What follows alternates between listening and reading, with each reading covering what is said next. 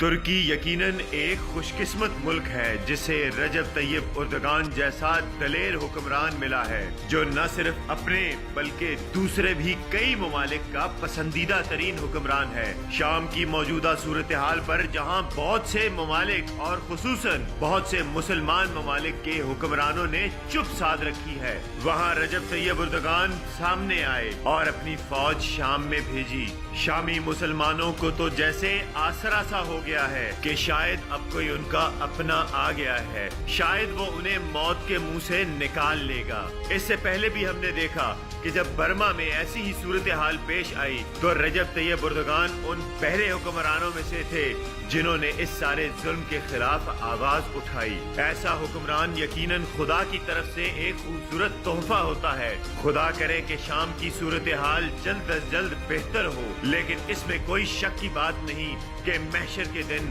رجب Tayyip Erdogan اپنے مالک کے سامنے کھڑے ہو کر یہ کہہ پائیں گے کہ مولا،